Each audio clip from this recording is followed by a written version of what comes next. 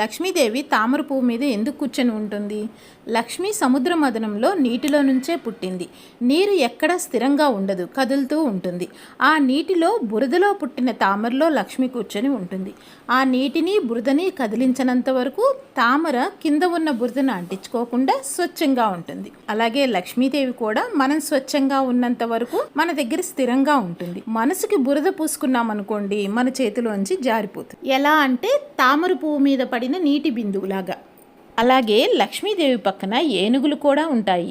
ఏనుగులు అంటే రాజశక్తి, రాజయోగం అంటారు కదా. లక్ష్మి మనతో ఉన్నప్పుడు రాజయోగమే కదా, అందుకే లక్ష్మీదేవి పక్కన ఏనుగులు ఉంటాయి.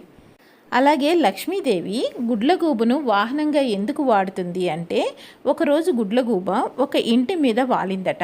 ఆ ఇంట్లో వృద్ధ దంపతులు తినటానికి తిండి లేక బాధపడుతూ ఉన్నారట. అది చూసి బాధపడిన గుడ్లగూబ ప్రతిరోజు లక్ష్మీదేవి ఏదో ఒక ఇంట్లోకి వెళ్ళడాన్ని చూస్తుంది.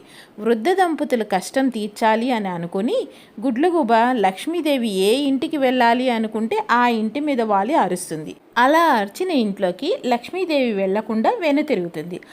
అలా ఏ ఇంట్లోకి వెళ్లకుండా ఆ వృద్ధ దంపతుల ఇంటి వరకు తీసుకొని వెళ్ళింది. ఆ వృద్ధ దంపతుల పరిస్థితి చూసి చెలించిన లక్ష్మి వాళ్ళకి అష్టైశ్వర్యాలు ఇస్తుంది.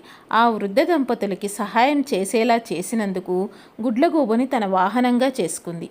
ఈ విషయంలో రకరకాల కథలు ఉన్నాయి.